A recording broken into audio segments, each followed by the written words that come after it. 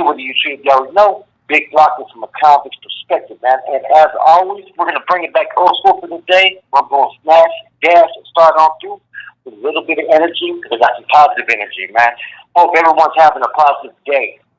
We're about to get into some old school CDCR stories, as always, California Department of Corrections. My past experience, as you guys know, was one that was always deeply in the mix, and I always have a story to tell. But before we get to that, I want you guys to hit that like button, subscribe, comment, do all those things to help support your boy. And hit that bell notification for future fire content. So I've been thinking about, how I'm going to break in, doing some stories on, the California Department of Corrections again, as I knew as CDC back in the days. And I thought, man, what I should talk about is the worst prison experience, right? The worst prison I've been to, right? And I'm going to tell you guys, I've been to some violent prisons. I've been to places like, Salinas Valley, Corcoran, New Folsom, right? Those are, of course, going to be the top three as far as the most violent prison, right? And as we go, the security housing unit used to basically hold the worst of the worst back in the day. Those that were facing shoot terms for stabbings, murders, and whatnot, or were labeled as prison gang members. And as you guys know, I have an indeterminate term where I did all my time in the shoot. Now, but I really think about, though, my worst prison experience, man, it's going to have to probably be Corcoran, right, or Obispo, right, CMC East, okay? Now, CMC East probably wasn't the most dangerous or anything of that nature. To me, it seemed like a scary place at the time because, back in the days, what they used to do, right, when you were like 20, 21 years old, and you got off in multiple melees and you were involved in stabbings and stuff like that, which I had been involved in already, right? I was going through the process of being investigated as a member of the Northern Structure Prison Gang, right? And so what they used to do back then, we had just got off on a melee with some Nazi lowriders, me and the homie Hangout, as you guys already know, and they elected to send me to a place where it was basically a setup. And I talked about this before, right? And I'm going to tell you guys, the worst prison, I'm not to say, would probably be, for me personally, what I went through would be San Luis Obispo and probably Corcoran. Salinas Valley, I wasn't there long enough, but I was there when the ass that used to be on DR, right? And then it moved to the ASU unit, which was basically, it was like a unit by itself where it was a long hallway. It was something different. Now, I'm going to tell you guys both my experiences at both places, right? We're going to start with San Luis Obispo, right? Like I said, I got transferred there for basically, I felt like a setup, okay? And when I got there, it wasn't that it was a place where, like, with the most praised individuals, but there was a lot of youngsters like myself, particularly from Southern California. Now, there was approximately, because I seen the whole the board, it was all blue, blue, blue, blue. And that's how we used to identify the Southern Hispanics, believe it or not. Right? And I didn't see no red on the board when I went to the unit. And so I'm like, damn, there must be like I'm on A quad, right, which was the more active quad. You had B quad, which had more of the dropouts at the time, right? And C quad was medical, and I think D quad was an EOP, triple CMS type of yard, which means basically the JCats run that yard. And I think they had the he-she's over there as well. Now, A quad was supposed to be the more active out of all these yards, and see, these places had yet to be really labeled for Northerners or Southerners as far as places you couldn't go. You were supposed to try to go there and establish it, but there was always a lot of trash, a lot of things that were no good that were on these yards. And I told my experience that I ran into some bulldogs, right? I had Southsiders that were coming by talking shit to me, calling me a buster, and I ended up catching a battle in the yard. I was only there for about maybe 6 hours if that, okay? Now, what made this a bad experience, right, was not that it was like crazy or dangerous, right, but was the conditions of the hole and how they were treating me there. Okay, now I ended up being in the hole with some other homeboys. Jason Stewart Hansen, right, from San Mateo. He ended up doing the Southerners as far as places you couldn't go. You were supposed to try to go there and establish it, but there was always a lot of trash, a lot of things that were no good that were on these yards. And I told my experience that I ran into some bulldogs, right? I had Southsiders that were coming by talking shit to me, calling me a buster, and I ended up catching a battle in the yard. I was only there for about maybe 6 hours if that, okay? Now, what made this a bad experience, right, was not that it was like crazy or dangerous, right, but was the conditions of the hole and how they were treating me there. Okay, now I ended up being in the hole with some other homeboys. Jason Stewart Hansen, right, from San Mateo. He ended up doing tied up with Pocket Operation Quiet Storm and all those cats, right? A couple other individuals, right? I'm not going to speak on, right? I ended up catching a battery there, as we know, in the shower. I took off on some little local perspectives. Okay, in the process of that, right, I was full throttle with the bunches, as we already know. They transferred me to a section in the hole, which was on the other side of the tier on the second floor, right? Now, out of 47 or 48 cells, I forgot how many it was, right? I was the only Norteño there, okay? There was 2 NLR cats, one Casper from Ontario, right, and then another cat, Wiley, from, I believe he was from, I want to say, he had a big Nazi lowrider on the lower part of his back. In fact, he had the same Nazi lowrider that you always see in pictures of somebody catches down his back. I really believe that was him, an individual named Wiley from the same area. Now, all the rest of the individuals that were there were all Southsiders. I think there was one blackie that was there with me named Famous, okay? Now, every day, right, every day, whenever we had movements or showers or when I went to law library, all this stuff, right, I would literally be called Buster, right, Chapete. They would basically self-soldier on me. Basically try to throw piss at me, try to throw spit on me, water, you know what I mean, fucking gas me, which is when you gas them and shit piss in a cup, they try to throw that. They're trying to do all that they could to try to fuck with your boy. And see, at that time, me being schooled and educated, right, we used to always consider we have to hold ourselves to higher standards, right? We couldn't engage with all that self-soldiering. If I couldn't get to you, I'm not going to sit there and talk smack to you. When the doors pop open, we have access, we're gonna get busy. It's gonna get cracking. That's just how it was. Now, the conditions there were so bad, right? They fed you good, right? But they wouldn't give your boy no yard, right? I was on walk-alone status, right? I ended up trying to in ICC, I talked about this before. I ended up trying to get off of the associate warden, McAllister, right? I tried kicking over the table and tried rushing at him. Next thing you know, I'm thrown in a management cell for 7 days. I've told this story many times before as well, where I'm on a cement slab, no blanket, right? No pillow, no mattress, no clothes, no running water, no reading material for a week. They put me in a cell within a cell. It was fucking the most crazy. It was in Central. Anybody know Central is where the hole is in CMC East. And I couldn't shave. I couldn't brush my teeth. I didn't have a blanket to sleep on. And basically that day, I remember the captain came and told me, "You're going to be here for a week for what you did." And basically all my rights were violated, right? That was they're supposed to sit there and have a psych evaluate you, and they can only hold you for 72 hours. But at that time, they had a psych only come to talk to you because, believe it or not, my mom had drove all the way down to San Obispo from San Jose to come visit me, which is like about a 4-hour drive. Everybody knows it, and they wouldn't let her visit me, and she would only be able to come by maybe once every 2 to 3 months to come see me. And so, on top of this, I'm going through the whole validation process, you know, and I'm being attacked for just trying to sit there and, you know, following 602s, which is the grievance policies, and I'm getting into it with staff and stuff like that, and I'm refusing to cuff up, and I'm getting so extracted.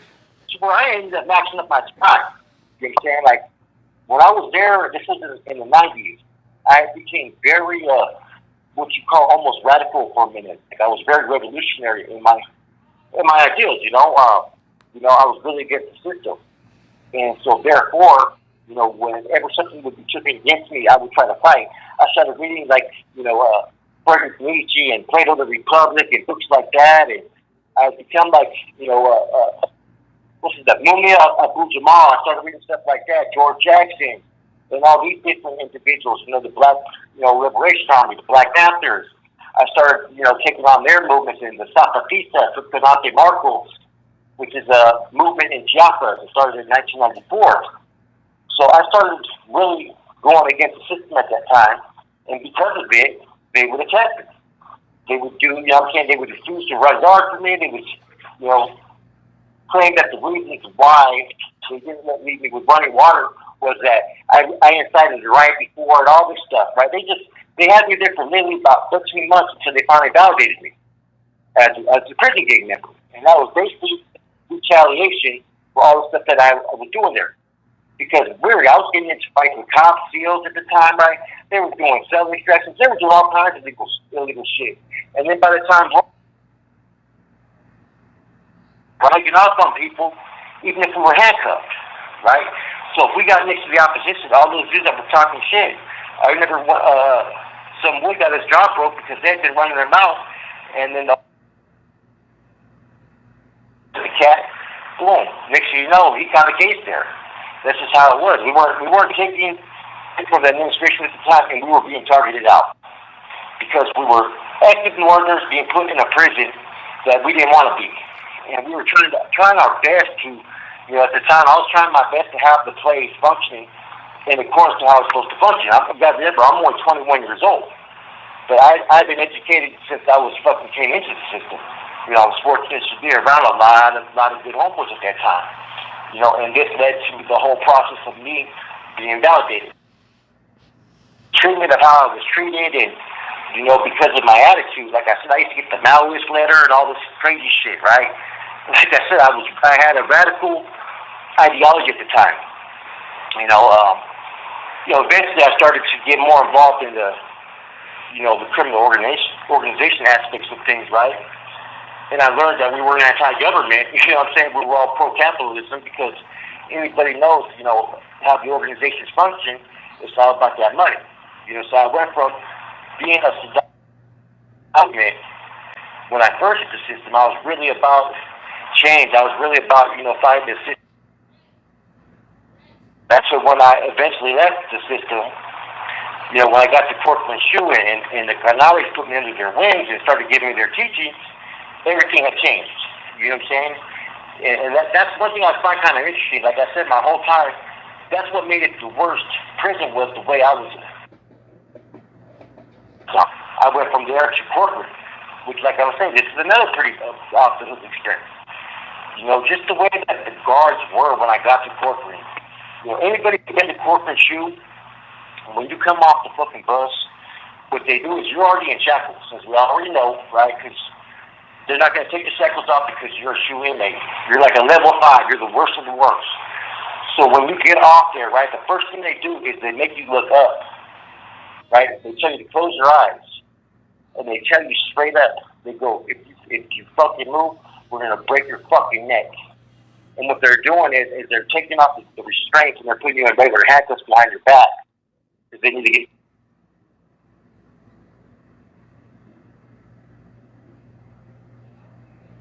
And see, I got there. People don't realize this, right? I got there in the aftermath of when they were doing the integrated fights. Now, anybody that's watched that movie Felon, or I think it's Felon or Felony, it talks about, the guards that were, they were staging fights and stuff like that. They were shooting inmates and stuff like that.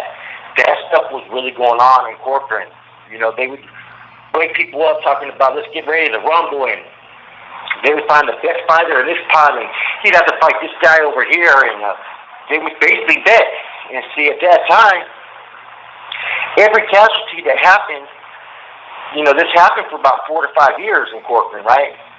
I don't know the total casualties, right, but every one of those casualties was either an African-American inmate or a Northern Mexican inmate. So basically a Norteño. Those are the only inmates that were killed during this 4 to 5 year period of them staging fights and basically shooting inmates.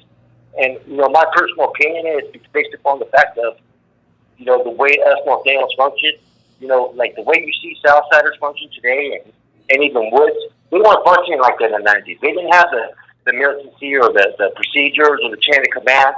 All that stuff we had. A lot of that stuff they copied from us back then. Those are facts. Anybody that spent time in the 80s and 90s knows exactly what I'm talking about. The only time it was really strict and had a regiment-type functions was on level 4 yards or in the shoe. But other than that, it was a little bit different. And I think that has a lot to do with the education, etc. Like the NF had always taught the Northerners, like I said, they taught the North Raza, the bros, who in turn taught the Northerners, and, the individuals from down south, as we know that they inmate, it doesn't teach the Southsiders. It doesn't give them schooling.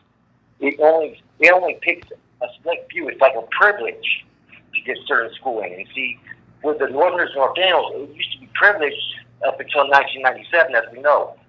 So I always thought that the way that we function would always cause more attacks from administration. And so when I was there, I seen all that. And like people wonder, like, the stuff that you see going on now in the Department of Corrections with the reintegration, and they've been trying to put bulldogs on certain yards, and there's been melees and riots, and there's been a lot of violence and a lot of killings in the Department of Corrections in California. And a lot of that has to do with the way that they're integrating certain inmates, and overpopulating, and not really caring where they're putting people. Right? A lot of it also has to do with some individuals being let out to shoot. Like I said, there's a lot of different rackets, and money's going to be the ruler of all evils on a prison yard. Whoever's running the money is also going to be basically in control of all the violence on these yards. So when people don't pay the piper, you already know what time it is. And, but back to corporate though. A lot of times, what I've learned is they have what you call the DOM, Department Operations Manual, which this is basically what every correctional officer is supposed to be basically educated to. This is the rules that they have to follow. These are basically the procedures, right? We have the Title 15 as well, which is basically for the inmates. And a lot of times they kind of run parallel with each other to a certain extent, right? A lot of times when you're filing your appeals or whatnot, you use sections of the DOM or the Title 15 to justify, what you're appealing, right?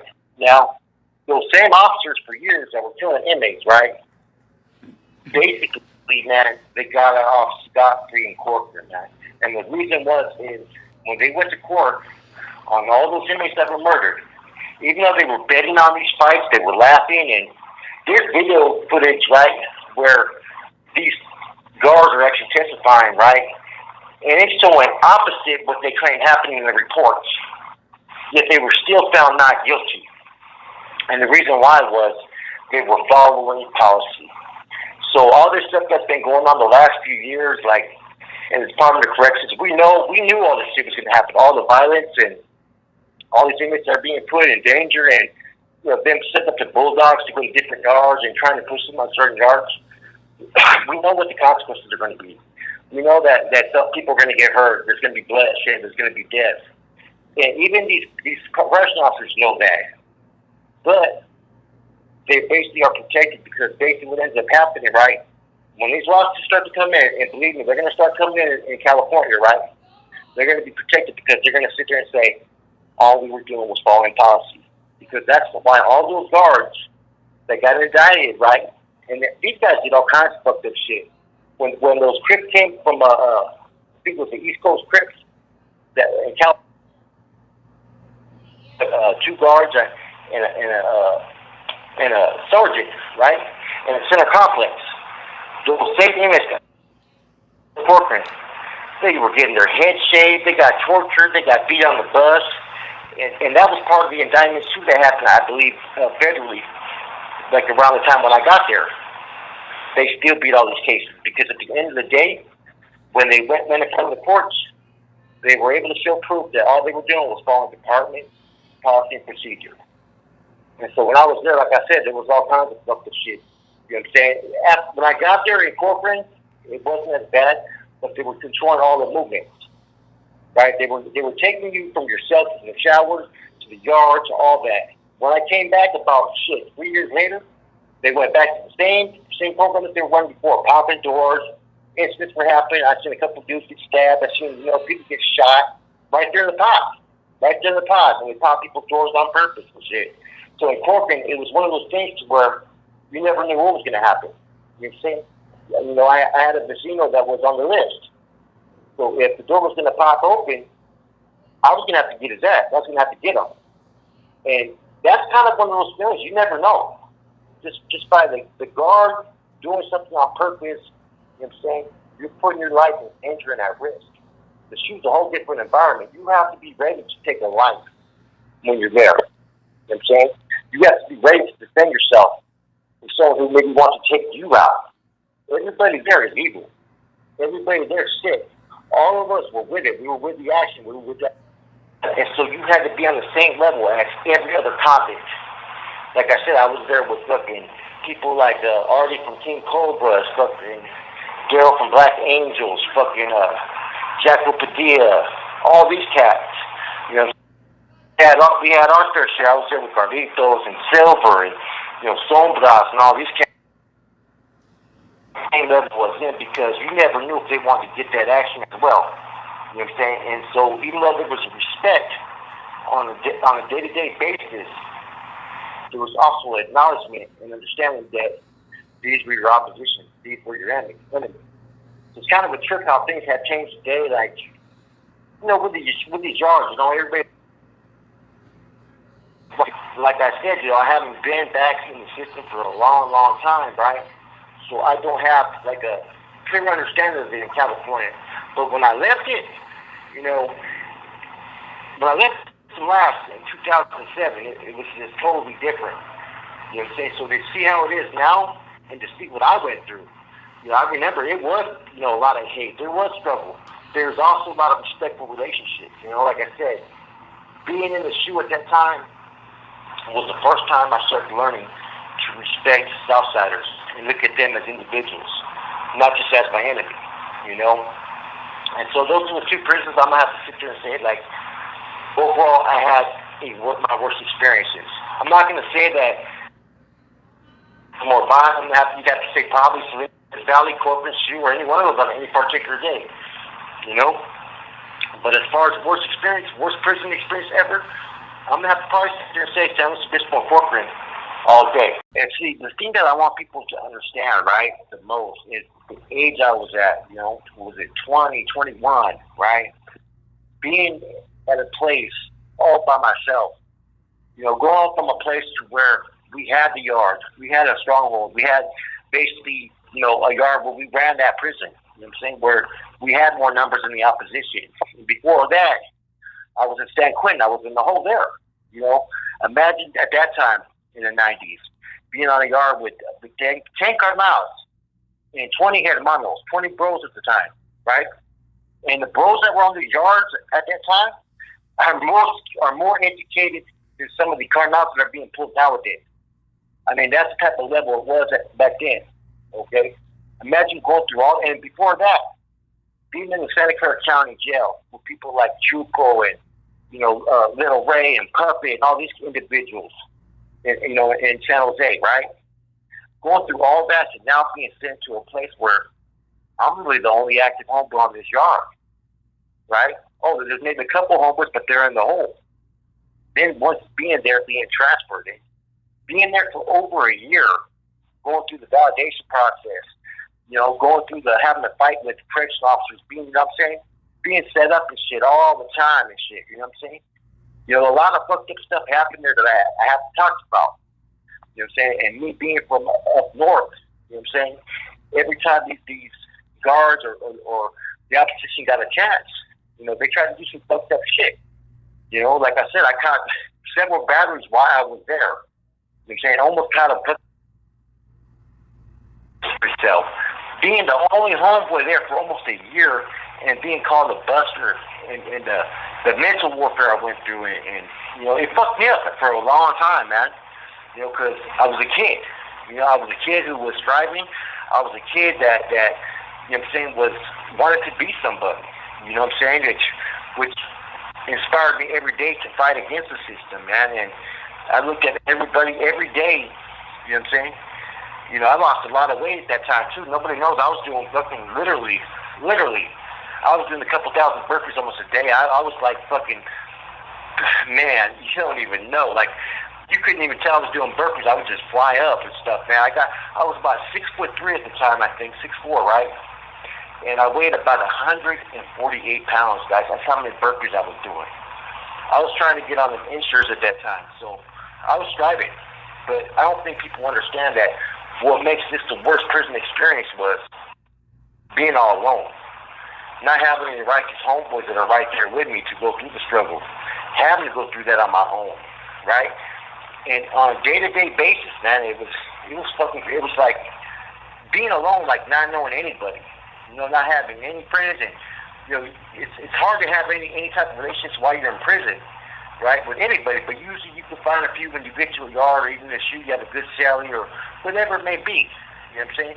And see, that ends up being a trend for me, because when I got to the shoe, I got bounced around several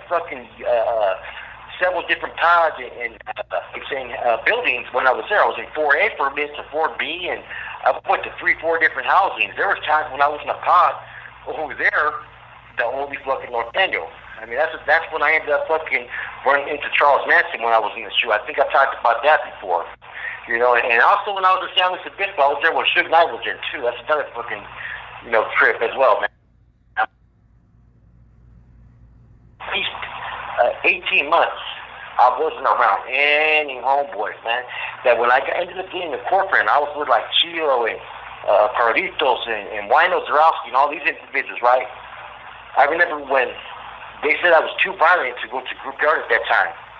I was the first person ever, right, at that time in Corcoran, I think, for the North, right, to be considered too violent to be allowed to go to the group yard.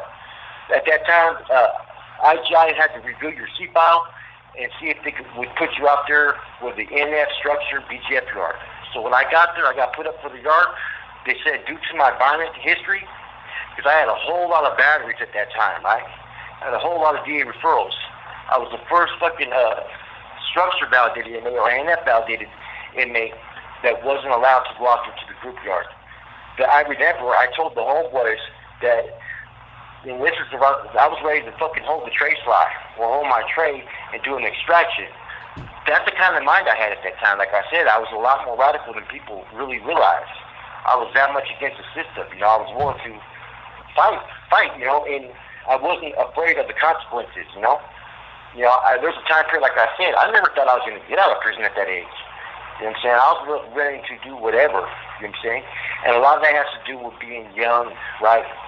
Still trying to earn your bones and hearing all the stories, right? And wanting to build your own legacy, and that's something that I can sit there and say that at that time period, I was looking to build my own legacy.